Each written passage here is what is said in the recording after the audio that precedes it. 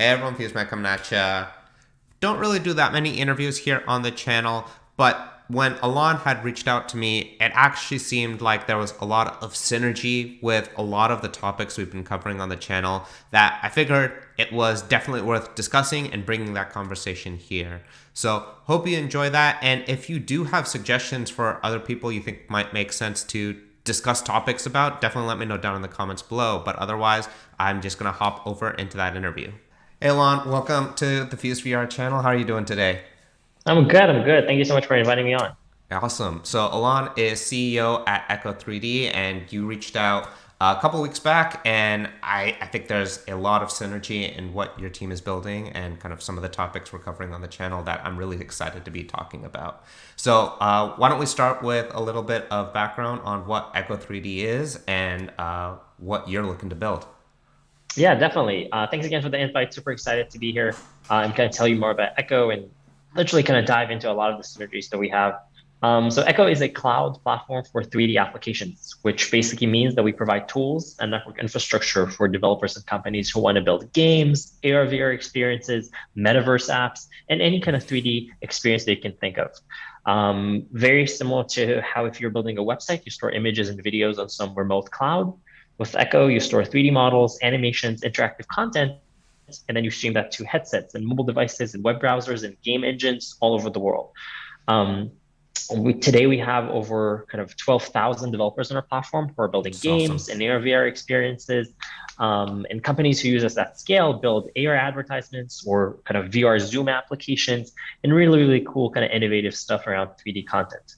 Our vision here is to be kind of the AWS for 3D or Akamai for 3D, that kind of go-to cloud service solution for 3D applications. And that's where kind of the vision of kind of edge computing and a lot of kind of adjacent technologies comes in.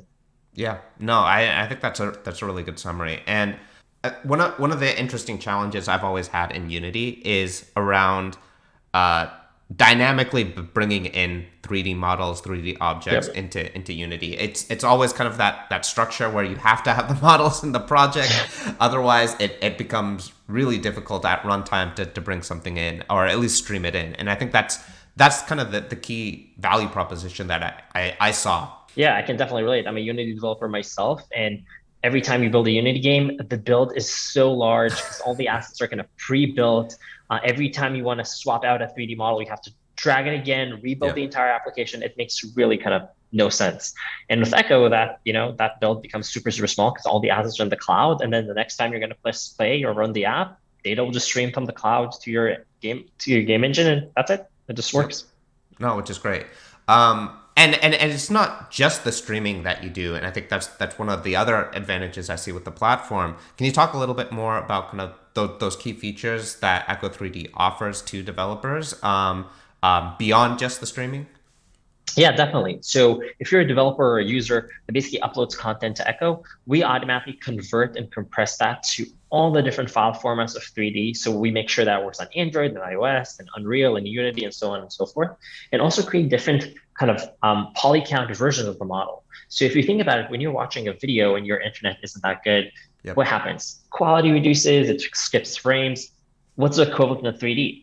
So we basically have different versions of the model kind of ready to go in different poly counts, which basically means different qualities and different sizes. So they'll Mm-hmm. fit different kind of internet environments. So when you upload something to Echo, it automatically we kind of run it through our build engine. It converts and compresses, and it's ready to stream. Also under the hood, if you have multiple users in multiple regions, our platform automatically scales that data to all these different regions. So if you have a users in Japan, they're going to get the data from a server in Japan. If you have users in San Francisco, you're going to get the data from a server on the West Coast automatically. So you don't have to worry about that. We auto scale everything. And maybe the last thing I'll say, it also kind of enables you to build location-based applications, right? We see that a lot in AR, like Pokemon Go. That you can upload, like you basically create an application, and then you upload content that if Yeah. I open it in New York, I'm going to see the Empire State Building. But if I open it in San Francisco, I'm going to see the Golden Gate Bridge. And it just opens and kind of works automatically. So this is what Echo basically enables you to do. No, which is great. And for developers, how do they get started with that? What are maybe those high level APIs that developers can kind of hook into from Unity that they should be aware of? Yeah, so you literally can go to our website, which is www.echo3d.co. You register for free. We have a very generous free trial, and all of our paid plans also try it's going to start with a free trial. Play around with it. You can automatically get a project key, and you can use our Unity SDK or any other SDK to basically integrate into our platform and connect your app to our cloud. Once that is done, you're ready to go. We literally run a developer workshop called how to build a cloud connected app in 15 minutes or less, because that's how long it would take you to integrate with Echo. Just drag and drop that SDK to Unity, plug in your API key, and that's it. And I think that's something that like we kind of it's part of the DNA of our company to kind of make sure that like time to hello world is really really quick. Yeah. We see that a lot in kind of game development and kind of 3D development. It takes a lot of time, and it shouldn't. We are already kind of taking this almost as a non-starter that like building a website isn't that hard. Building a Right. mobile app isn't that hard. Why is 3D kind of development isn't kind of the same? So we're really trying to kind of change that. No, that's great. I think one part that you kind of briefly touched on, and I think is helpful to dive into a little bit deeper, is around pricing and kind of that model. When we talked earlier, you kind of broken it down into kind of three different components. Yeah. So can you talk a little bit about that, and then also I think would be especially helpful to say indie developers, right? Is your kind of pricing tiers and Yeah. how really I think the bulk of kind of your cost model isn't really targeted towards those indies. It's about enabling them to really get started and get bootstrapped exactly as you were talking about with Hello World. Yeah, 100%. We're obsessed with making developers' lives easier, and we're here for the indies. If you want, register for free, play around with our system, build an app, literally a fully fledged app in 15 minutes or less. You can start for free and play around with it. And then the more bandwidth and storage you use down the line, the more API calls you're Mm-hmm. making. We have different kind of data packs that basically provide you with more bandwidth and storage at really affordable rates. But again, even they kind of start off for free. We have like enterprise packages as well for kind of heavy hitters and kind of bigger companies that basically need a white label solution or kind of like connection to their own domain. Um, but definitely, if you're an indie developer and you're looking to get into the world of 3D or build like a really compelling Unity app that you can control Mm-hmm. remotely, just register for free and start playing around with it.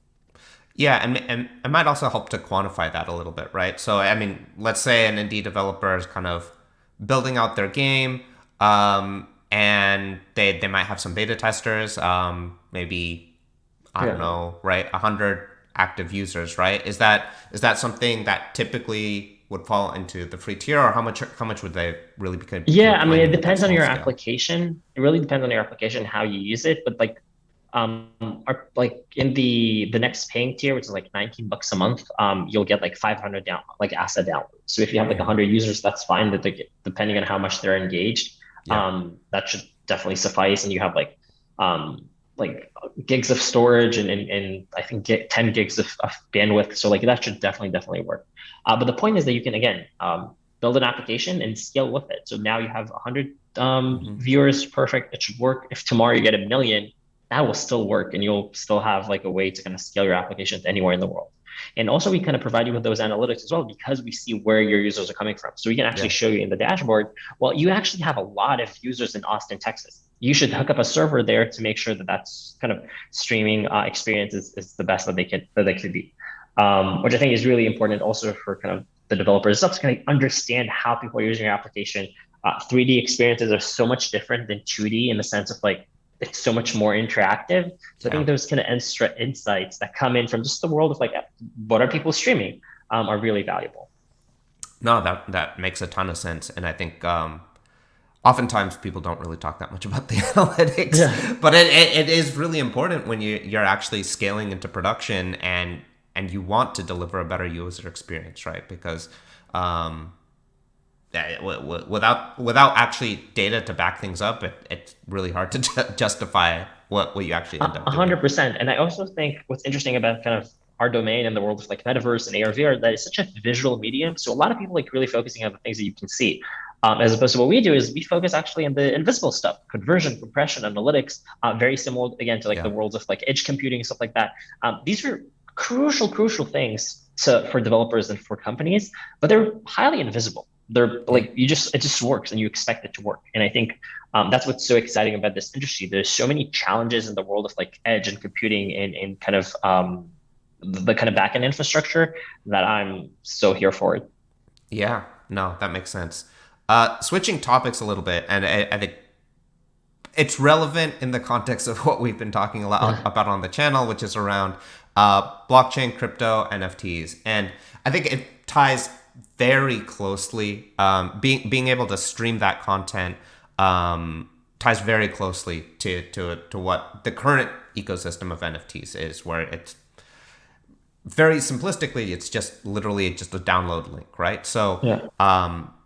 I would imagine, right, if people are looking at being able to stream in 3D models, animations, et cetera, they're going to be looking to a platform like yours, where they could host an asset, tie it to an NFT, and then if a player has it, they could bring it into their game dynamically. Is that something that your team is looking at, supporting? Do you have use cases around that, or just broadly thoughts on the NFT space in general? Yeah, definitely. I mean, look how amazing it is that now we have 3D content in the world of e-commerce in the form of NFTs. That's obviously an amazing use case. Yeah, we have multiple NFT marketplaces who are using Echo as their backbone. One example I can give is an artist based in LA who basically sells kind of digital trading cards. They upload them Mm-hmm. to Echo, they're converted into 3D, and then they have that kind of link that they can share for people to kind of try before you buy, or if they Mm-hmm. mint it and they kind of want it to be shareable through our platform and AR that works. They did like 8 successful drops, all sold out. And the last three that they did that had that AR component using Echo were sold in like 30 minutes. So we're also seeing kind of Great. data around how kind of 3D and even again, the world of e-commerce in general, with kind of NFT being one vertical of that, can really benefit from 3D streaming and 3D content and how Yeah. every kind of industry we're seeing kind of basically shifts into the world of 3D. And I think related to that also is when say someone actually owns an NFT, or more broadly, right? Like let's say you have an application like Tiltbrush where someone Yeah. is kind of dynamically creating content or maybe dynamically modifying content. Um, how does that work with your platform? Because I think is really one area where optimizations and performance really matter, because Yeah. at the end of the day, an artist does not care about poly counts or texture optimizations or anything like that, right? So what would be the best way to say leverage your platform to kind of enable artists and creators to actually dynamically change, dynamically modify environments, models, whatever it is? That's a great question. So let's say specifically someone uses Tiltbrush. Tiltbrush allows you to save a model in FBX format. Mm-hmm. Perfect. Do that, and then you can upload that to Echo literally through an API call, or literally just drag and drop it into the console, almost like a Dropbox. And then that model will automatically be converted, compressed, all like the works, and it's ready to stream. You'll have a link or a QR code that you can scan or share that link, and everyone in the world that accesses that link will be able to see your creation. If tomorrow you want to change that link to reference another creation, you can do that. If you want to change the model, we have tools inside the console that allows you to kind of change the textures, estimate the model if you want to change it a little bit, kind of review its UV maps and stuff like that, and basically allows you to create different versions of that creation or take it somewhere else or whatever. But again, that point is that you have a set of tools to basically enhance the experience and make it shareable instantly with anyone in the world. Yeah, and I think this is probably something that would have to happen in the future, right? But I think it would be really interesting in the NFT space, right? If you have, say, a 3D model that you own, it is uploaded on Echo3D, but then let's say only if I own the NFT am I actually able to modify it because I'm the owner of Yep. it, right? I think you start to get into these really interesting concepts between ownership and modification and really Exactly. kind of actually owning an asset, which I feel like the NFT space doesn't really do today, but Yeah. it seems like there's a lot of areas where there's opportunities to explore and kind of really Yeah, define 100%. what I it think means to own something. I mean, we have those kind of features of like ownership and permissions built into the platform. But again, going back to your example, if And let's take it into the physical space. If I own a physical work of art, it's mine. I have Yeah. access to it or whatever, but I have a museum or like I have some kind of platform in a sense I can share it with the world. Like people can buy a ticket, look at it, and it's still mine. But I have a way to share it. What is here again the equivalent for 3D? I look at Echo as something like that. You can basically upload content to Echo and then make it shareable through links, through QR codes, and make sure it streams everywhere to everyone's phone. But they don't actually have the asset, right? They just it Right. renders on the device. They can see it, but they don't have the original asset. They don't have the file itself.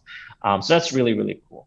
And I think the more kind of this industry evolves, we'll be confronted with again a lot of these things. Like how do we kind of convert concepts that we're so familiar with from the role of images, videos, like the one that I mentioned around, your internet being bad and you're watching a video. How do you convert that? Or even Yeah. let's take another example. Let's say you have like a really, really complex model of the city of New York, Yeah. and you want to stream it to the palm of your hand. So do you, if it's really small, so like, do you have to see every window, every Yeah. cab in this kind of high end?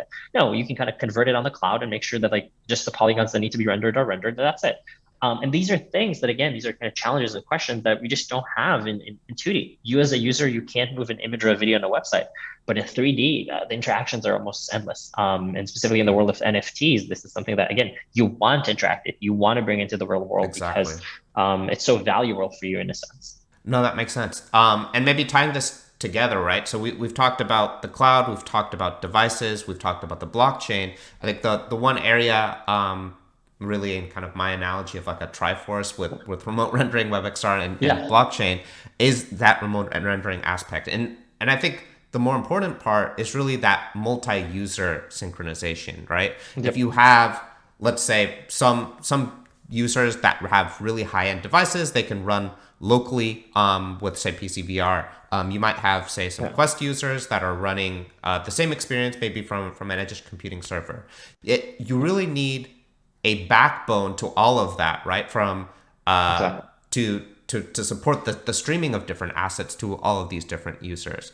And I really see it's not just kind of like a competitive landscape, but it's really a collaborative landscape, right? Between Hmm. all of these different solutions, from the remote rendering to the streaming of 3D assets, that all really need to tie together.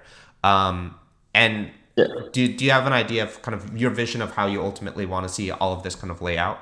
Yeah, 100%. I mean, I was actually talking to a fellow founder, and he said, "Oh, Echo sounds to me like kind of the ether of the metaverse because we see all these big companies building all these different kind of pockets. Like Yeah, Facebook or Meta now has kind of their own version. We saw yesterday that Microsoft Teams is adding 3D, yeah, and all these different companies are trying to kind of create 3D spaces for themselves. But if I have an asset that I want to share between all of them, how do I do that? Or if I have an avatar in Fortnite and I want to take the same avatar and put it in AR or put it in my game or put it in my shop, how do I do that? yeah, Like, what is that kind of connective tissue?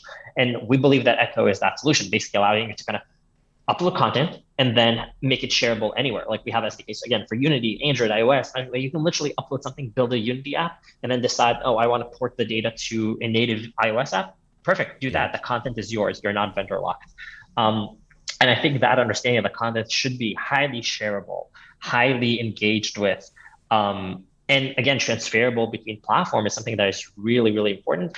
And again, maybe I mean, obviously, I'm drinking the Kool-Aid when it comes to kind of the world of metaverse and stuff like that. But yeah, I want to have digital assets that I can kind of take with me that I can manage and deliver from anywhere to anywhere. So the more platforms we have, the more virtual worlds that we want to engage with, I think the more we'll have to have those kind of connecting tissues to those worlds. So we'll be able to kind of inject data into them. yeah. No, it's funny. I was just watching an interview with Zuckerberg, and some other independent creator that I saw on Twitter, Yeah. and he was saying something very similar. Yes, Facebook is building their own, I guess, meta in the Yeah. metaverse, if you will.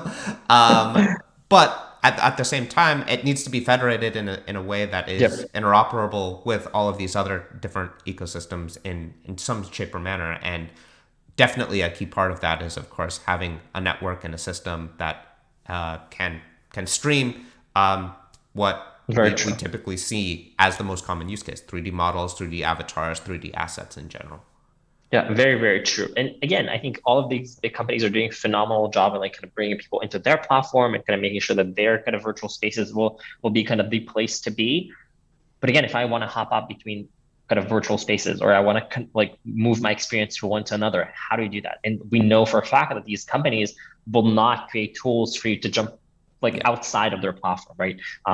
This does not align with their interests. So that's where something like Echo comes in and makes sure that again you can kind of share your content between all of them and making sure that you don't have to rebuild those integrations yourself. Everything is already built into our cloud. Yeah. No, this has been a super great conversation. Alon, where can they find you? Where can they learn more about Echo3D and everything that you guys are building? Love it. Yeah. So definitely check our website out, www.echo3d.co. That's ECHO3D.co. We're on Twitter. Definitely kind of check us out there. And as I mentioned, you can go to our website and register literally for free to start building applications right now. I think this is definitely the time to build. What's stopping you? If you Yeah. have 15 minutes to spare, you can literally build a 3D or AR VR applications right now. And you should definitely try it because we see again big companies kind of going to that space, and it's almost like inevitable at this point. Another point that I really love to kind of stay every time is that younger generations today, they use camera first applications all the time, like Snapchat, TikTok. Yeah. I don't see them graduating back to like a 2D feed like Twitter or Facebook. And that's again like why Facebook kind of sees the same data and like they're kind of Sure. trying to convert themselves. So this is definitely the time for you in any industry. Explore how you can inject 3D content into your industry. We mentioned NFTs, e-commerce, things that we couldn't even imagine have kind of 3D applications, 2 years ago, and now it's the norm. So in every industry, think about how you're injecting 3D content there and what you can build to basically kind of have that iteration. We went from web to mobile to now AR, VR, 3D, metaverse, XR, call whatever, but you have to find a way to kind of inject that into your industry. No, that I think that's a great piece of advice for folks to kind of grasp and lean on, right? Because that does definitely seem to be the trajectory we're headed on. So, thanks again so much for 100%. your time. This has been really awesome, and we'll have folks definitely keep in touch, right? So, this is great. Awesome. Thank you so, so much for the invite. I had such a wonderful time and kind of always fun talking to people who are, again, kind of share the same vision of the future that we'll have more 3D content rather than less. We'll need more kind of cloud infrastructure to facilitate that. So really appreciate the invite. Awesome.